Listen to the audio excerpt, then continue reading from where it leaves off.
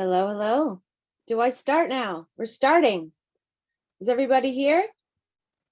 It's 3 o'clock. 5, 4, 3, 2, 1. Okay. Welcome everyone to the 5th annual Musician Entrepreneur Conference.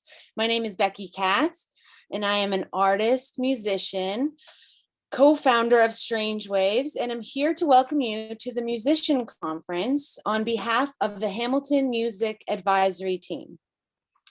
As we begin today's session, we recognize that the city of Hamilton is located within the traditional territories of the Haudenosaunee and the Mississaugas of the Credit of the Anishinaabeg Nation.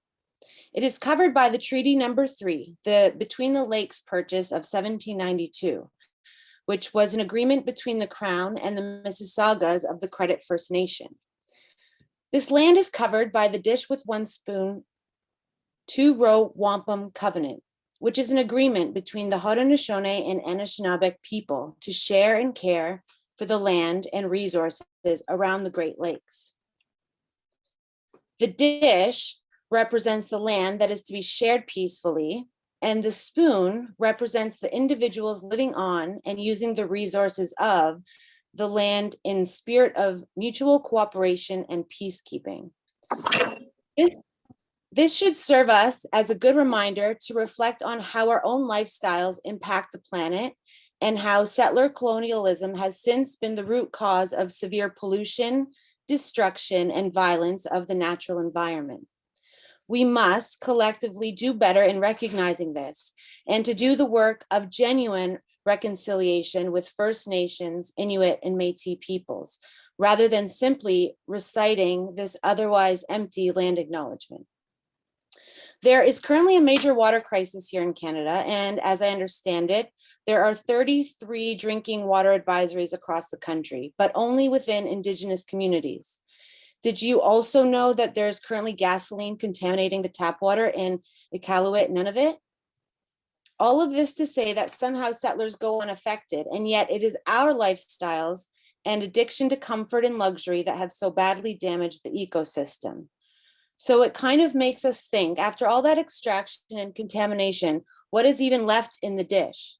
And how often do we consider that is our spoon, our way of life, that is responsible for its depletion? It's important to keep in mind that we are all treaty people and we have responsibilities to uphold. Many people think of treaty rights as special Indigenous rights. However, all people living in Canada are treaty people with their own set of rights and responsibilities.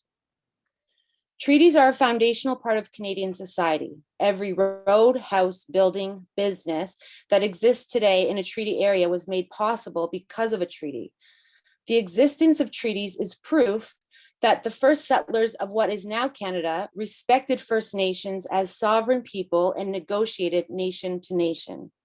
By understanding the colonial history of Canada, we can renew our relationships with each other and move towards meaningful reconciliation. Today, the city of Hamilton is home to many Indigenous peoples from across Turtle Island, and we recognize that we must do more to learn about the rich history of this land so that we can better understand our roles as residents, neighbors, partners, community members, and caretakers. With these intentions in mind, we gather as members of Hamilton's music industry to share our knowledge and experiences.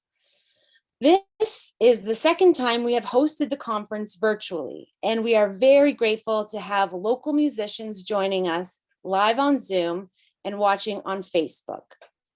We thank you for your work and creativity and want to see you grow and succeed as entrepreneurs and musicians, which is why we organize this annual professional development event. And a special shout out to Sarah Emke for being a wonderful coordinator in all of this.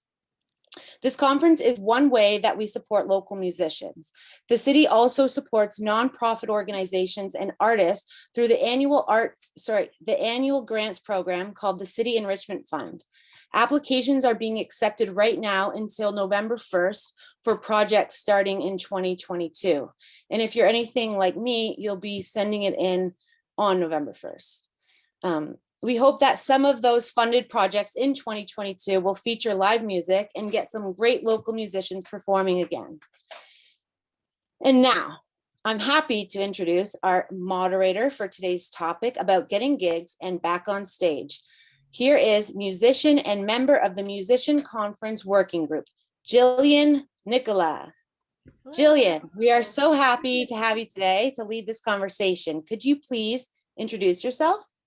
Yes, I can. Thank you, Becky. That was such a wonderful statement that you gave at the beginning of this. This is really fantastic, and I've been very much looking forward to today. So my name's Gillian Nicola. I'm a singer-songwriter in Hamilton. I have been working in the music industry for about 10 years now. And I am not only a performer, but I'm also a music educator. I work for the Hamilton Children's Choir, and I teach privately voice, guitar, and piano and songwriting, and just love being engaged with the community with it however I can be. Yeah, I'm going to tell you a bit about how it's going to go down today, and then I'm going to pass it on to the others. So first of all, we're going to talk about a topic that I am very excited and also nervous about, which is getting back on stage, coming to the stage for the first time, figuring out how on earth you do this whole live music thing, which I know we all miss. And I'm just going to say, since this just came out apparently a few minutes ago, that Canadian Live Music Association sent out a memo saying that there will be no more capacity restrictions for live music as of Monday, which is good news for this conversation. Very good news for this conversation.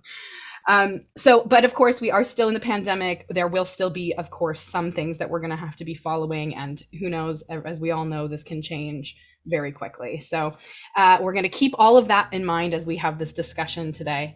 Our conversation between the panel is going to last for about 30 minutes, and then we're going to have about 15 minutes at the end for questions and answers. So if you are watching us on Zoom, you can put your questions into the chat box. And if you are watching us on Facebook, you can also put your questions into the chat box and they will be passed along to me. So I'm thrilled to announce our three speakers. So first of all, we've got Becky Katz, who you very quickly already met, Deshawn Jones, and Brody Schwindeman. Lovely to see you all. Becky, since you already gave us, do you want to add anything about who you are? Have you told us enough about who you are?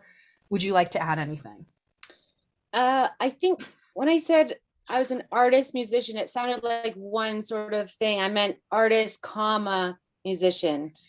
That's just to clarify that.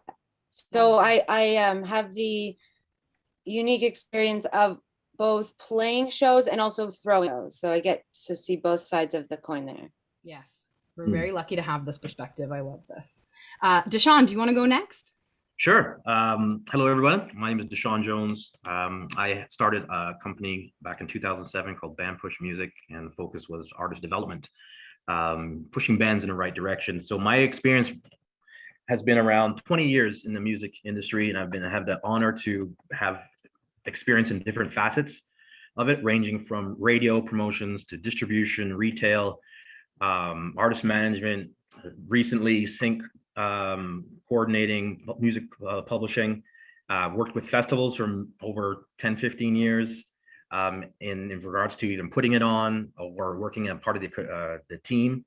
Been an independent booking agent for probably the same amount of time, 15, 20 years, working a lot with genres that don't get a lot of exposure, such as gospel or reggae or ska, hard rock, the more of the hard, like the underground hard rock stuff. So it's been a journey. So I'm glad to be here. Hopefully what my experiences can help and help ask some questions, especially maneuvering through our current situations. Thanks so much, Deshawn. Brody, can you tell us a bit about yourself? Hello, everyone. My name is Brody Schwindeman, and I'm the owner-operator of a local music venue called the Casbah.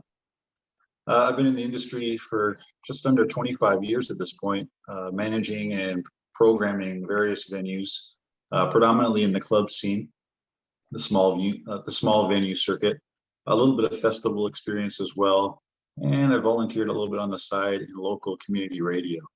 Thanks for having me. Thanks so much, Brody. Deshawn, do you want to go next? Hello, everyone. My name is Deshawn Jones. I'm the owner operator of a local music venue called the Casbah. I've been in the industry for just under 25 years at this point, managing and programming various venues, predominantly in the club scene, the small venue circuit, a little bit of festival experience as well, and I volunteered a little bit on the side in local community radio. Thanks for having me. Thanks for being here. I didn't know the radio piece. That's very exciting. Mm.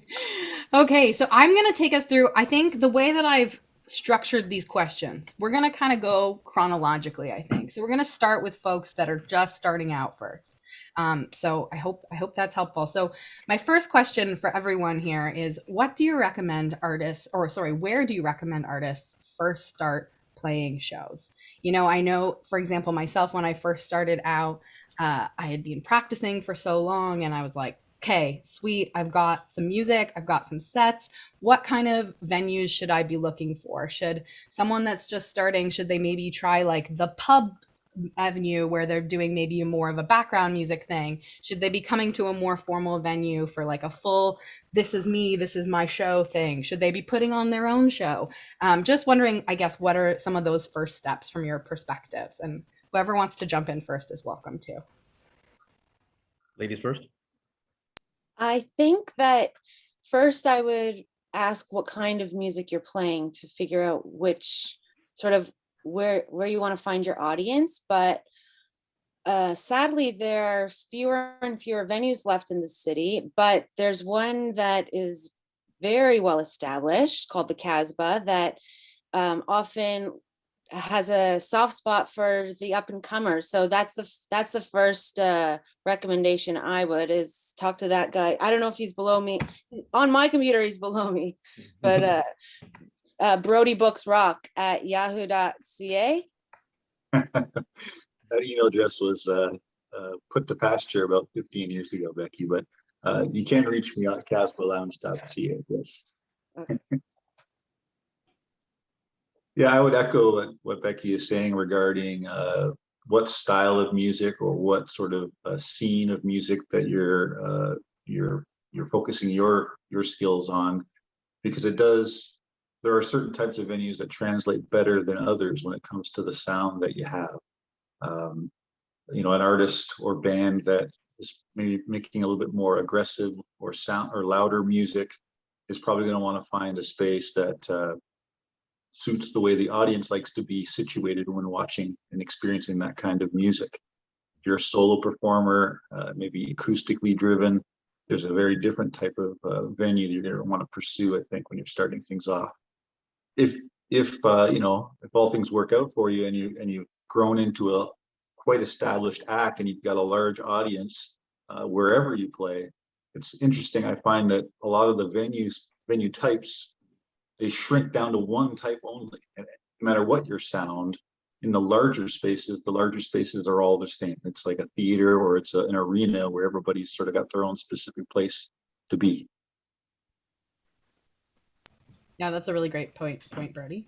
Deshaun, did you want to add anything? Yeah, I would, other than the genre, definitely that's a major part, because then that determines your target audience in a way too, is they should explore, depending on where they are, what they feel their perceived value is in the industry too.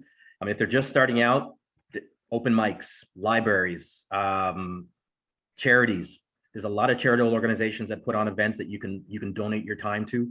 And also, you know, depending if they can give like a receipt or a letter of support, that also helps you too. You can get that and you can use that part of your tax time, because you know, regardless of not, you're donating your time, there's expenses you're doing. So, you know, outside of just going to a venue and saying, hey, I want $200 for an hour, if they're just starting, trying to get their teeth cut, then yeah, look at those places, sporting events, you know, even in singing a national anthem, whatever it is to try to build your audience, but get out to those type of places. Open mics are great, libraries are great, art galleries are great, and especially nonprofit organizations. That's a great suggestion. I love the national anthem piece. I've done my fair share of anthem singing in my lifetime. Yep. It's a very exposure is exposure, right? So big. Yeah, for sure. So with that, regardless, I guess of, Becky, did you want to add something? Sorry. I just thought of something that it might be worthwhile to even set up like down at Art Crawl or something where there's like a big crowd and see how you come across to strangers and maybe build your audience that way. Oh, it's called busking. Busking is massive. Yeah, there's more opportunities for fairs and festivals that will bring on an unknown or up and coming or a new artist and give them a chance, because they're just, you know, they might give them $50 and they can walk around and do their thing. You know, so that's another option. Yeah, great ideas. You've got many options available to you, I think Yeah. is the moral Yeah. of the story. Just think outside the box, that there is no box. Just keep going. Yeah, I love that. That's fantastic. So I guess as a follow-up to that, when you are approaching that booking that first gig or maybe the first few gigs, what does an artist need in order to get booked? But not only, I guess, booked, but what can an artist have that will make it easy for them to be booked? You know, what are some of the ideal situations? Is it a quick email? Is it an electronic press kit? Is it you showing up to the venue? What is the best chain of action here, course of action? I'll jump on that one because I deal with this a lot. Yeah, EPK website, social media is up to date. Nowadays, a lot of people they don't have the time to download stuff. But if you send them like an HTML email where it's like right in the body of it, then again, you're grabbing your audience by the eyes, and your audience happens to be a booker. You know, they're the gatekeepers. So, you know, you're creating that one sheet, as they call it too, just brief information, boom, boom, boom, with links that they can hear you, but also that they can see you because they want to see what they're booking. And if they want to see not necessarily a produced video, but they want to see a live performance video, even if you have to shoot it yourself. Do something if you're a soloist, duo, a trio, or a full band, or even show different sections of, hey, this is what it looks like by myself. This is what it looks like as a duo, as a trio, a full band, because then you're creating packages that you can sell down the road. But I would definitely say a digital electronic press kit with links to live performances and any stats you can give to, you know, make the venue feel comfortable that you're out there doing it. You're not just sitting in your garage. You know, they want bums in the seats and eyes on the screens, right? So you got to show them that you're proactive, that you're out there, that you're going to actually partner with the venue and promote it too, not just sit back and just say, hey, thanks for booking me, and then wonder why 2 people showed up. You know, you and your mother. You know. Yeah. Deshaun, do you maybe just elaborating a little bit on that EPK, just because you mentioned it, and just thinking that maybe there might be some folks that don't really know what a press kit is? Yeah, sorry. Yeah, electronic press kit, it compiles where you have photo, bio, could be a full-length bio or more of a shorter version, key selling points or key marketing points of what your activities are going on in the industry, like what you're doing, even your plans. It doesn't have to be anything confirmed, but at least it gives the venue or the festival or whoever some type of understanding of what you're doing. And because that helps them to say, okay, if you're getting booked in 2022 and you've just released your single, or you're releasing another single to college radio in January or February, at least they know that you're being proactive to kind of move forward to that. Any quotes, any letters of support or quotes, if you know somebody at college radio, DJ, if somebody at a club, a live music venue, or a used record shop, a studio, at least they know that, again, you're active in the industry, other people in the industry are endorsing you. That's a good thing to add. And that's really what I know. That's what I add in there, like a photo. But then you also have access to where they can actually get those assets or those creatives separately. They can download the song. They could get access to a link to see the video. They can download the photo. They can download a PDF or a Word document of your bio in case they want to use those items. And because time moves fast, you know, sometimes they don't have access to be able to get the artist, but at least they can get it right away or at their leisure, because event people are very, very busy. Thanks so much. That's fantastic. Does anyone have anything else they want to add? I'd like to add something. I think it's really important that an artist does a little bit of homework about the venues that they're contacting, understanding what kind of a room they're emailing or calling to pursue a gig. It's quite often that an artist will simply look at a music community or a city and look at the listings, find all the venues, and just start. Brody, it looks like you've muted yourself there.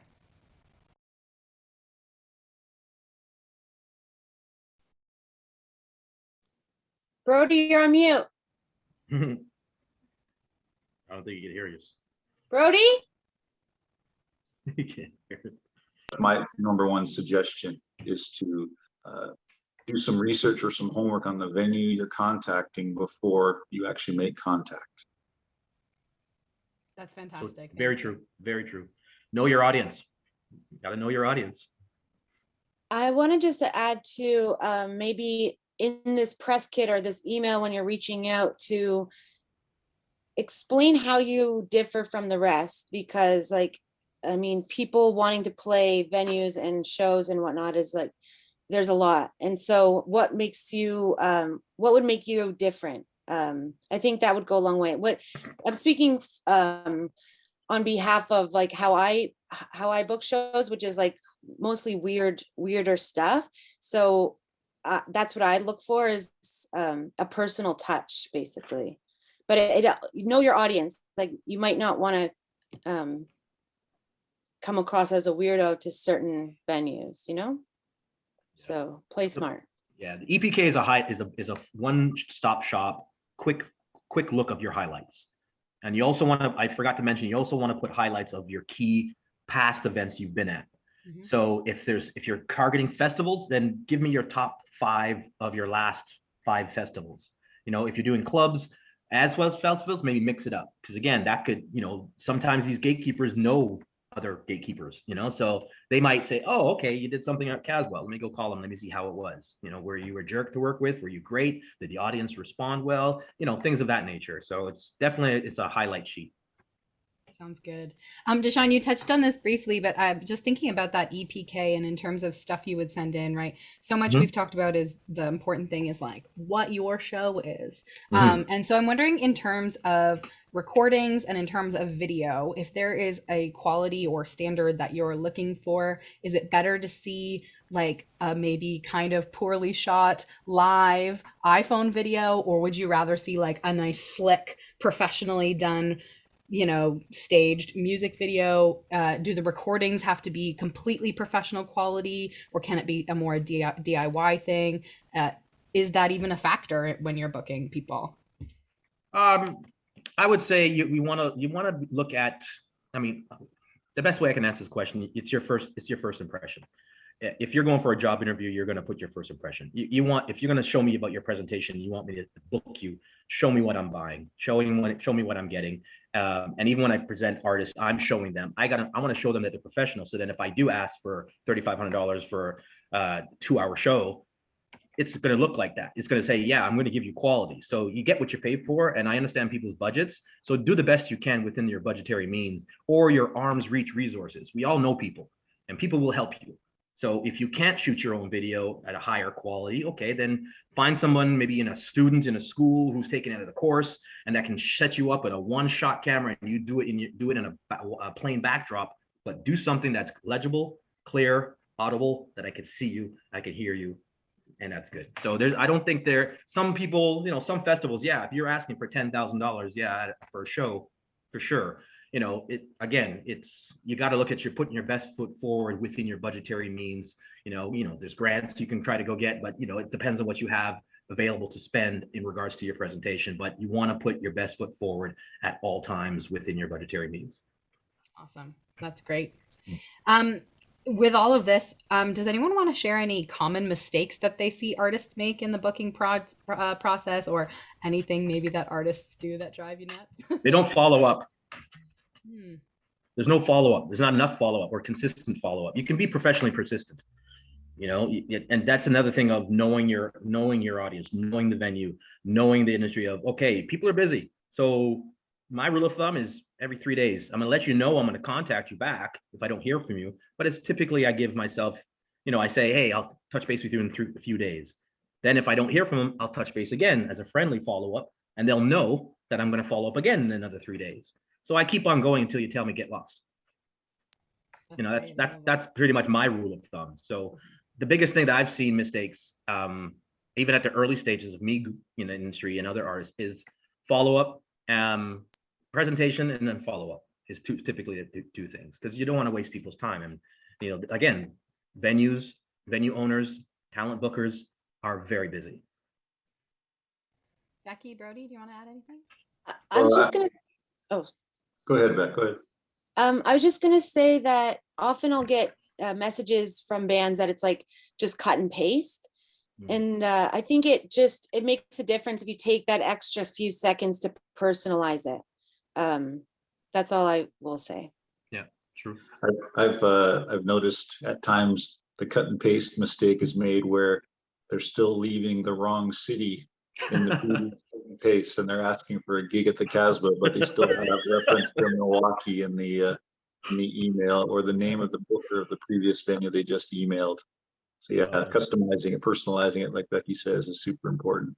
I would also add, if you're looking to play in a venue that's doing high volume presentations, so maybe it's nightly shows or at least 3 or 4 a week. From my perspective as a programmer of a room like that, give the booker or the programmer as many parameters as you can give them. So parameters, I mean things like, these are the types of days a week I can play. Maybe there's a very specific date that you need to play because you're on a tour. Give me information like, I will only play for this much money, no less than this. Any kind of parameter that helps me sort of figure out the best scenario to bring you into the room under. That best scenario is not just suitable for the venue's convenience, but also for yours as an artist as well.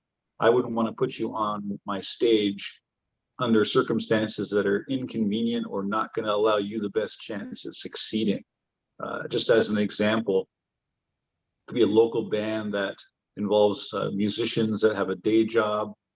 They play their music more for just their own peace of mind and entertainment rather than to grow and be some sort of a viable money-making endeavor. And so their schedules only allow them to play on the weekends. Well, that's an important piece of information that I would want to have when figuring out the best way to bring you in and book you. Otherwise, there could be 7 or 8 emails back and forth unnecessarily until we finally get down to the meat and potatoes of how you're going to play or when you're going to play. That's great. All That's very, true. very helpful advice there. Good info. Oh, Becky, yeah, go ahead. Something just came to mind in like incentivizing the venue or the promoter by, like, maybe if you've never played before in town and you think that you could garner an audience of like a certain amount of people, maybe, I mean, don't overshoot it, because if you don't end up bringing that many, then it would look bad on you. But that is a selling point. Never overshoot. It's the worst thing. The only people that are going to come are your mom and dad. Tell us that. It doesn't mean you're not going to get the gig. It just means the type of gig you're going to get is going to be working within that framework. Yeah. Sorry, Becky. I didn't mean to cut you off. Yeah, no, it's funny because like I recall a band begging to play Strange Waves, and they were a local band to where the festival was taking place. So we had never seen them before. And they said, and because they were local, we thought they'd bring out a whole different crowd to the festival. And they literally brought 0 people. And we just thought, never again will we, trust a band based on what they say. So make sure you're honest. Love that. And I love reinforcing, Brody, what you said there, that it doesn't mean you're not going to get booked. It just, changes. Yeah, if you have a very low following, if your fan base is still in the beginning stages, it doesn't mean you're not going to get the gig. Don't exaggerate what will happen if you play. It may mean that the first gig or two you get might be that 7:15 slot on a Tuesday, but it's a gig to start with, right? And if you're a professional and you play well, and maybe because you're modest about how many people are going to come, if a few more than that come, those are all great pieces for the next time you play. And then that next time it might be 9 o'clock on a Thursday or the opening slot on a Friday, right? Yeah, exactly. Yeah, that's great advice. Good point. With that, especially talking about new artists, what is something that would make you take a chance on booking a new artist? Maybe you've never seen them or they're from out of town. Is there anything that can make an artist stand out? Yes, Okay. For my type of a venue, if I can start, if you express that you're a local entity, it excites me all the time when a local act that I've never heard of comes calling, because I'm always analyzing and looking into the sort of, for lack of a better word, the inventory of local music that's available to play my venue, and the kind of the population fluctuates from year to year. For example, right now I feel like there's a real crisis when it comes to bands forming at the high school level. Years ago, when I first got started, there was such an abundance of bands forming in high school that you could virtually program a venue strictly around the high school music scene. There was so much music. And today, I think it's a far cry from that. So when you're reaching out, if you're reaching out locally in your own local town, let us know that. That's great. Deshaun, did you want to add? Sorry. Oh, Yeah, because I saw you unmuted. I know. It's like, no. I think that, I mean, as someone who's booked artists, but also working with artists and try to see even as somebody who want to even present them to venues, I think one of the key things for me would be work ethic. Other than creativity, something's really cool. They got a cool sound, or they got a good energy, or I always like artists that have charisma on stage, because charisma captures the crowd in my eyes, right? So it's the biggest thing I would say is work ethic is one, because you can have talent, but your work ethic sucks. I don't care for that, because there's a lot of talent out there, but a lot of them don't have the work ethic to mirror what you're going to be doing as a festival or as a venue to promote that night or that thing, as well as somebody like myself who's a booking agent, going out to them. So that's my little thing is other than just talent or something that's unique, is their work ethic. Yeah, that's great. Becky, is there anything you'd like to add? I was going to add that if your band or group consists of individuals that are not white men, that would go a long way, I think, because a lot of promoters and programmers are looking to expand the world of music into pockets that are in minorities and queer people and women and persons of color. So if you have non-white men in your band, not to say that white men can't play the venue, but I think that if you have other people other than white men in your band, then you should maybe tell the venue, tell the promoter. So you're saying that having the multiculturalism would make it better for them to get booked than a full one nationality type group? Yeah. Interesting. Okay. Some venues even have their own sort of distribution mandates where they put criteria upon themselves to be 50% female booking, right, or 30% of an outside culture. So this isn't live music related, but at the Casbah we have a lounge where we program a lot of DJs that kind of come in late night after a live performance is finished. And I have a personal rule that our DJs are split. There's an equal split gender-wise as far as who's DJing. And that's information, just like Becky said, share that information so that we know the demographics we're working with. I also wanted to mention that because like when certain organizations write grants, there's like you get awarded more if you have more diversity. So that's why promoters are looking for that. So you have to be, if you're a white guy, you have to be really, really talented or charming. Sorry, didn't mean to laugh. Sorry. Great. That was uncalled for. I'm wondering if we could talk a bit about timelines. I know that COVID has really thrown a wrench, obviously, in everybody's plans, but very specifically so in the live event industry. And so I'm wondering, what are people booking like right now? Maybe Brody, you could probably give us insight to this, right? Way in advance. Am I thinking like a month in advance? Am I thinking 7 months in advance? Am I thinking a year in advance? Is there like a huge backlog of people? How's this all working right now?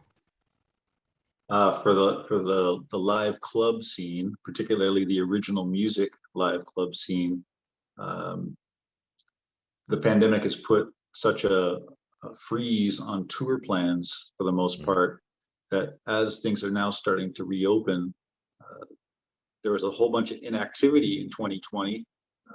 Booking agents weren't really calling except to just see how you're doing on a mental health wise perspective.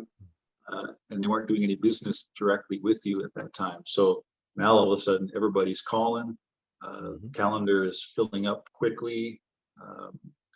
There's a term that artists quite often don't know, but the programmers and bookers are very familiar with it. It's the term called a hold, where an artist gets a hold on a date, and that means that they have first right to that date if a deal can be struck on the booking. Well, in the past, holds usually in a club never get past about 2 or 3 holds for the date at the most.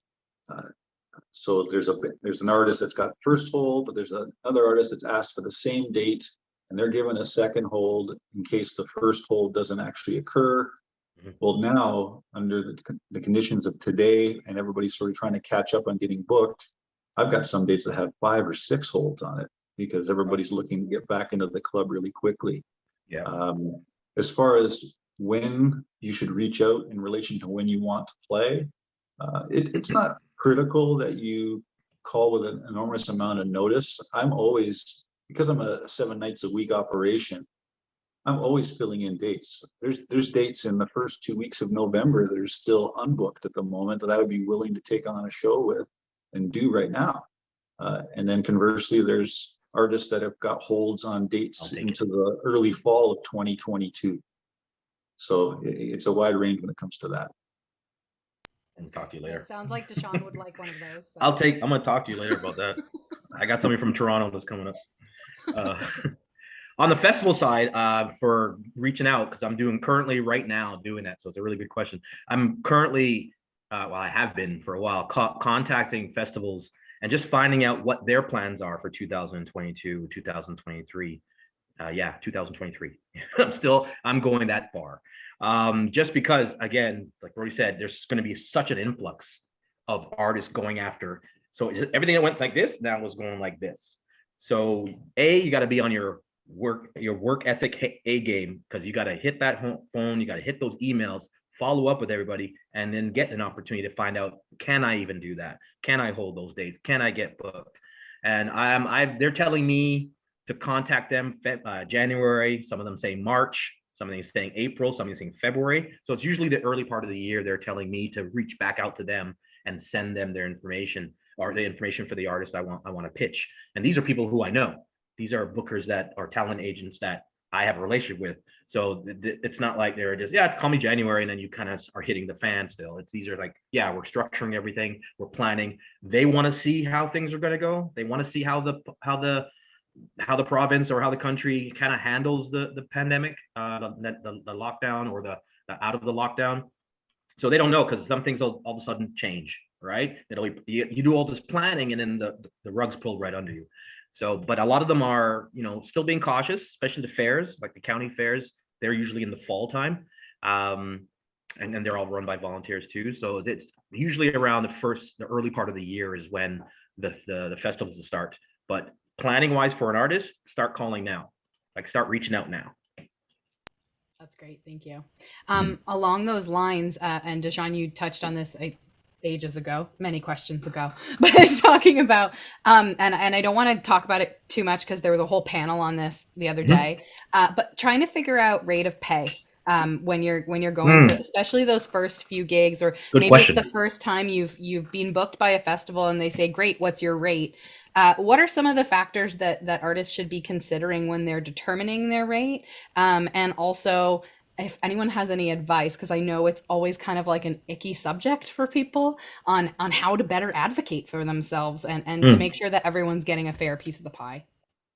Yeah, it's like having a very honest understanding about your value in the marketplace.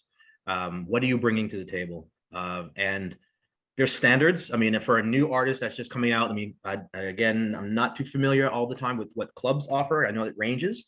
But with festivals, and typically I've seen new artists, and even artists I've worked with, if they're a solo, the price will be a certain amount, like say $200-300.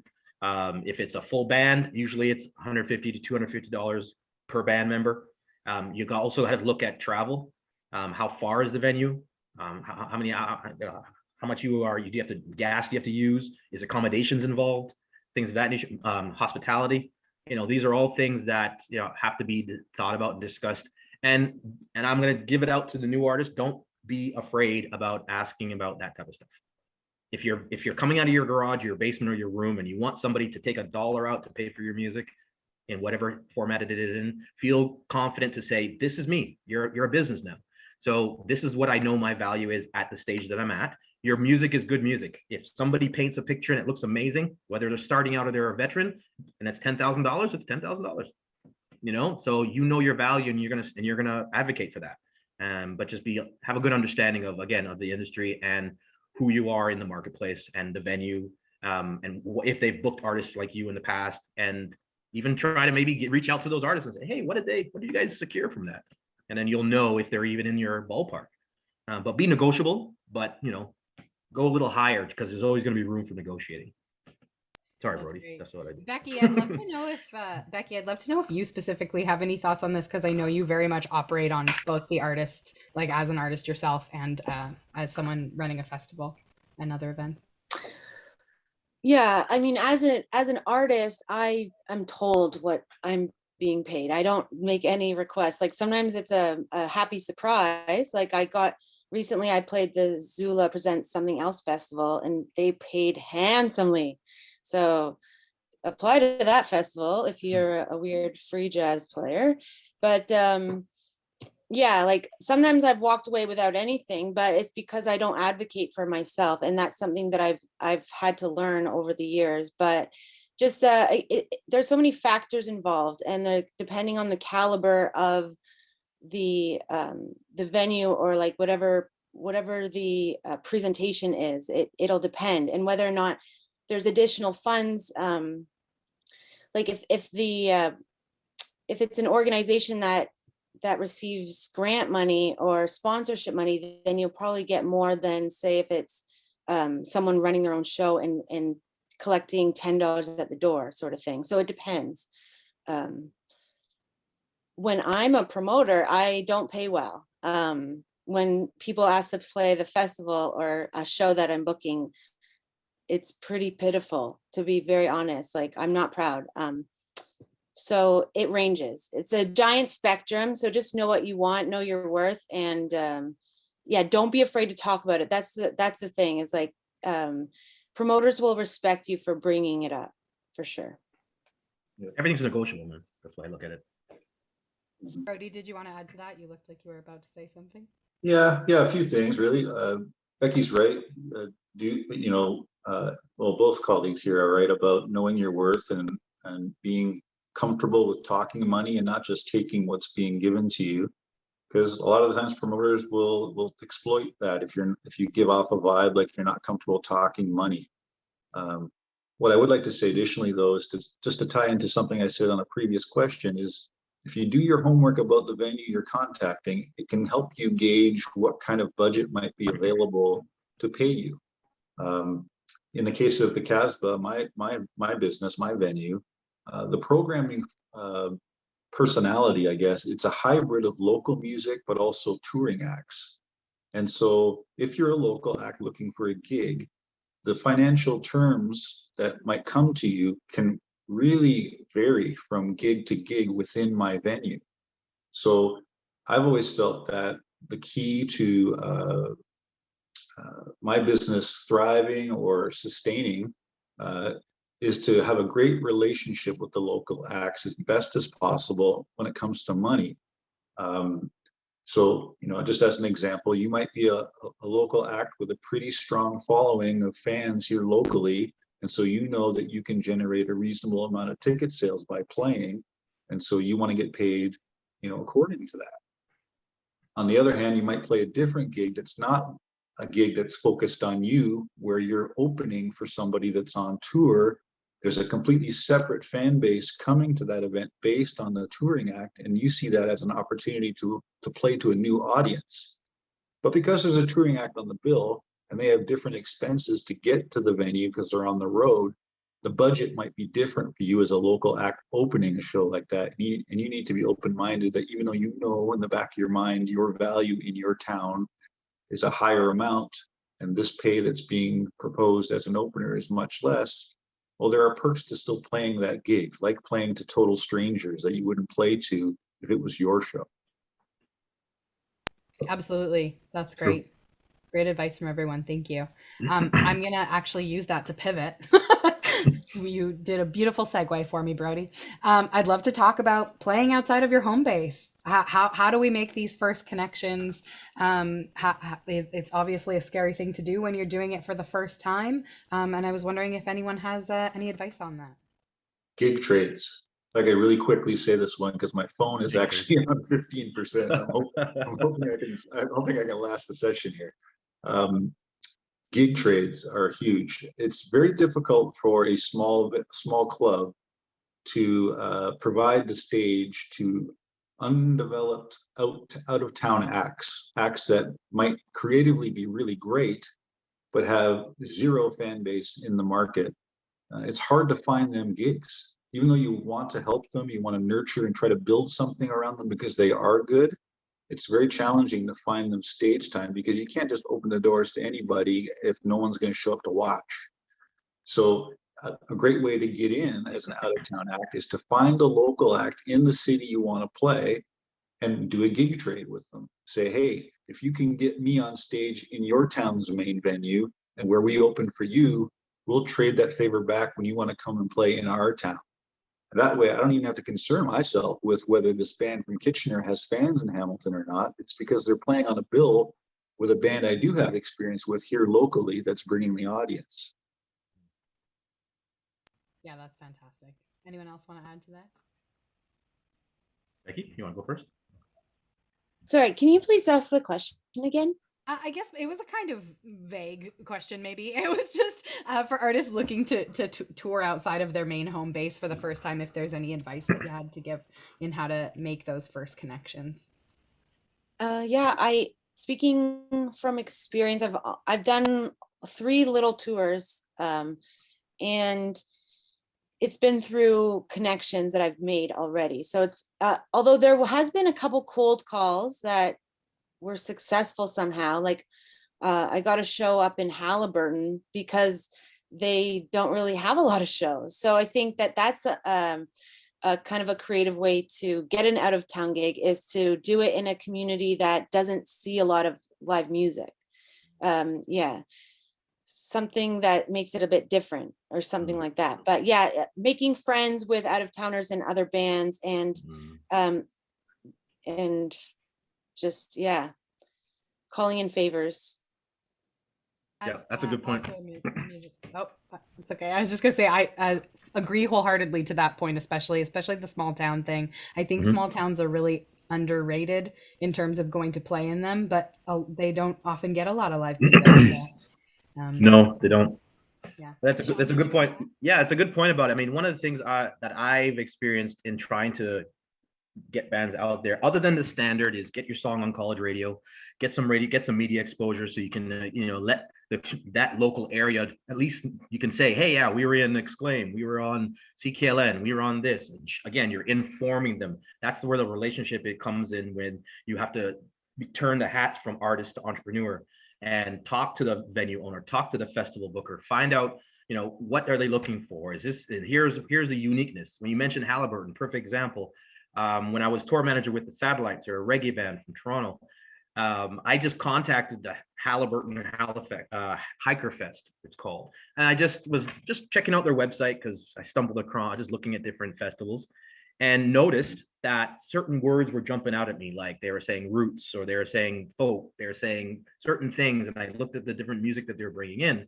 And then I pitched it, and then I just called them. I said, I have this reggae band. It's, that's a Caribbean folk music, roots music, and everybody loves reggae. Would you be interested? Have you guys thought about expanding your genres? That's where you have to turn around and be a salesperson. And it happened. It worked. We were up there like 4 times, and I fell in love with Halliburton. It's a beautiful place. And they kept on bringing them back for their Hiker Fest or their another festival that they had, and people really enjoyed it. So it's like what everybody else was saying, is communicating and letting people know what you bring different to the table. And again, it's conversations. The worst they can say is no, we're not interested, and then you just move on from there. But the key thing is try to get yourself some exposure in those areas. Same thing, Satellites, we did a 1-week tour in Saskatchewan, but I had to get their music out there. College radio, that's the only thing I could do to really helped me talk with it was the Solstice Festival at the time. And basically the Solstice Festival was on a Saturday. I wanted to get them out there because there's a gentleman who has a festival, a reggae festival out there in Saskatoon. So I wanted him to see them. Figured out a way to say, hey, let's get you guys there early and travel all the way down, because I don't think it's that far from Regina to Saskatoon to wherever this place was in Saskatchewan. And it worked out. It's just a matter of getting the music out there, getting their local newspaper or arts and culture newspaper like the Exclaim or the Now magazines of the world, and introduce yourself. They may give you a CD review, they may give you an artist review, they may not. They may play your song, they may not. But you're reaching out, they'll know, and you just do your best to try to get some ground level exposure instead of just coming there as a cold call or anything, to say, hey, this is what we've been doing, even though we're not there yet. And that usually helps lay the foundation for getting some awareness in those different territories you want to tour. That's so great. Yeah. Also, from my own perspective, I'll say I've played in lots of small towns, and if there's a campus radio, try to get yourself a campus radio interview that day, because there's numbers of times that I've played gigs and someone's heard it on the radio and then they just come to the show. So that's fantastic. I do have some audience questions that have come in, so I definitely want to make sure we have time to get to them, and they actually overlap with my questions that I haven't asked you yet. So that's also fantastic. Becky, this is probably going to be, I think, primarily for you, because I know you've done a lot of DIY venue kind of stuff. So the question is, I'm having a trouble getting a gig and want to put on my own show so I can get performance experience. What should I do? Where can I have an event? Good question. Wherever you can, if you dream it, you can do it. If you have a sound system, you have some help you can get. It depends what you're working with, what your infrastructure is, and or you could approach already existing restaurants or bars and see if they would let you do it. It depends what you're working with, and but yeah, I've thrown shows in all sorts of different places, but it is such a hassle to lug your own sound system when there isn't already one intact. So just keep that in mind. It is worth the effort, but it gets exhausting if you do it multiple times a month. So is that a good answer? Is that good enough? Are there any curveballs that have ever come at you, like specifically because you're in a DIY space that seem to pop up time and time again? Or I feel like I've blocked a lot of them out, but there's always unforeseen things that happen. Yeah, I'm trying to think of like the weirdest place we've done a show, but nothing is coming to my mind. So like we just ended up doing shows at our house. That was sort of the easiest thing to do, because we were putting on so many shows that we just turned our house into a venue. So if you have the energy, then do it. Space. Sorry, didn't mean to stop my video. I was just gonna say how shows can be so magical. So I love that suggestion. I have another question here from the audience. It says, I manage an artist who has played stages all over the world as a full-time musician for 15 years. He doesn't often play locally in Ontario. However, with the restrictions that have come with COVID, he is more open to playing locally. My question is, what venues in Hamilton, I guess, bring to the table for experienced artists? He is a Black male soul funk artist. Sell me on playing Hamilton.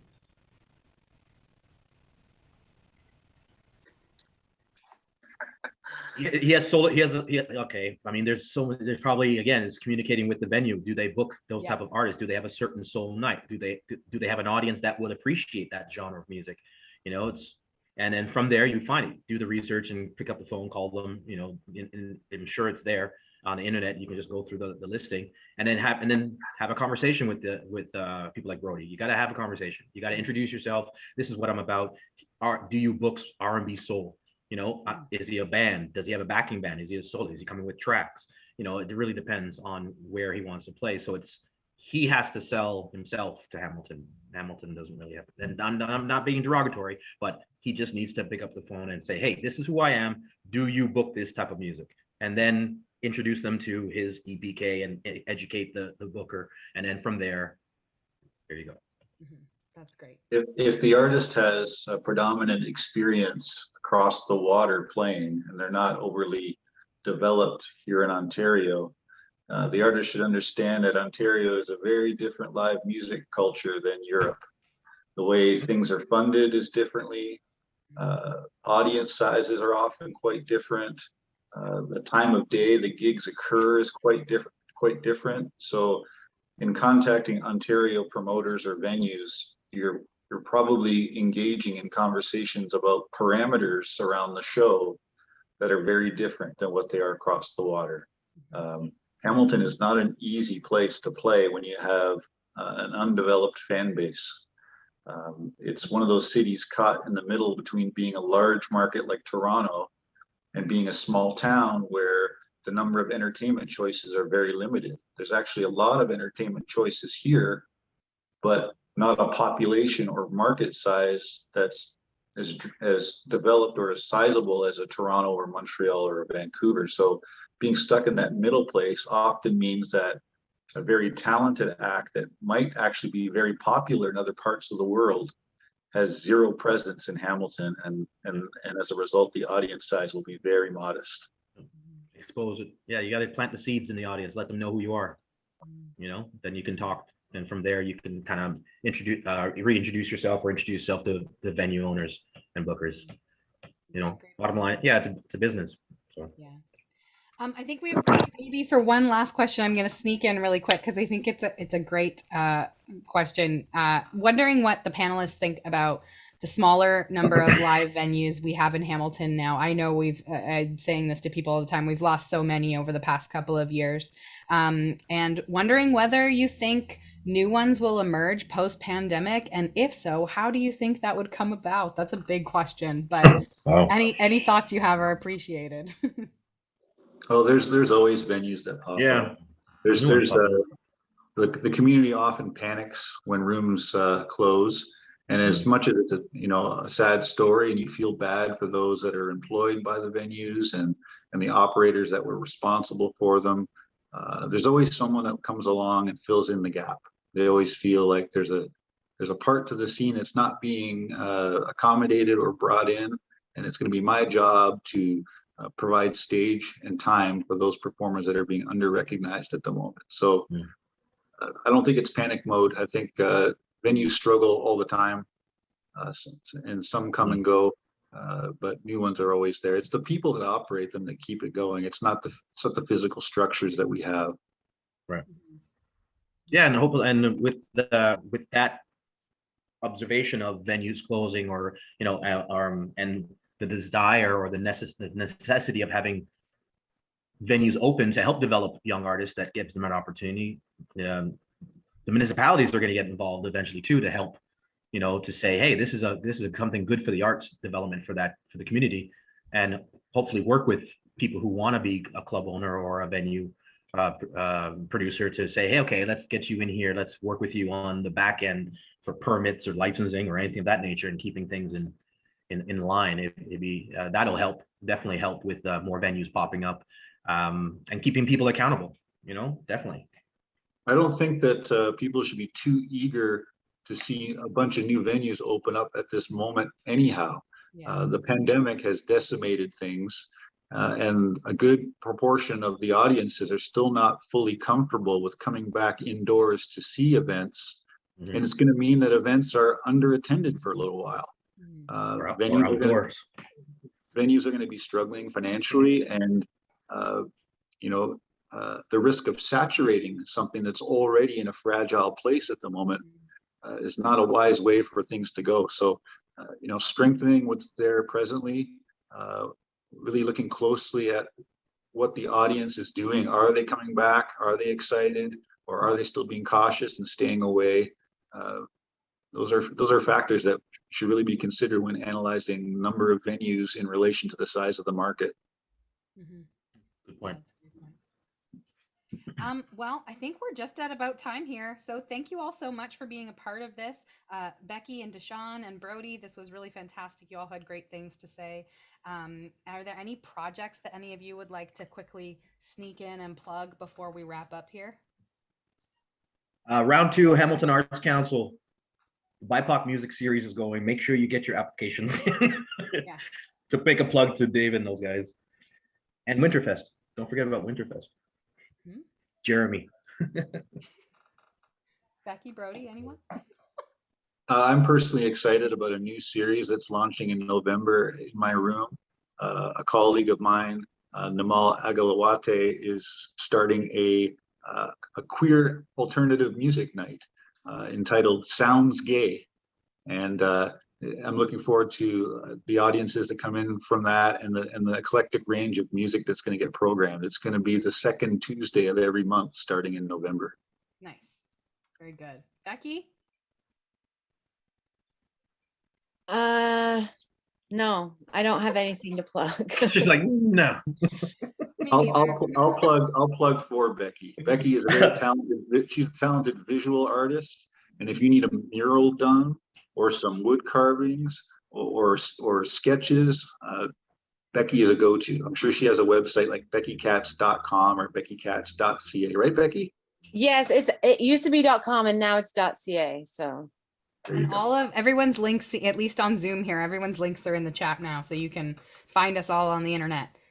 Thank you so much to everyone who tuned in here on Facebook and on Zoom. This is fantastic. And thank you so much to the volunteers of the Hamilton Music Advisory Team, the Musician Conference Working Group, and staff from City of Hamilton for organizing this conference. Today is the last day of the conference, but there have been wonderful other panels just like this, but on other wonderful topics that you can watch on Facebook and on YouTube. So you can visit hamilton.ca/musician conference for the link. And thank you so much. And I hope you come back and join us again next year. This has been really lovely.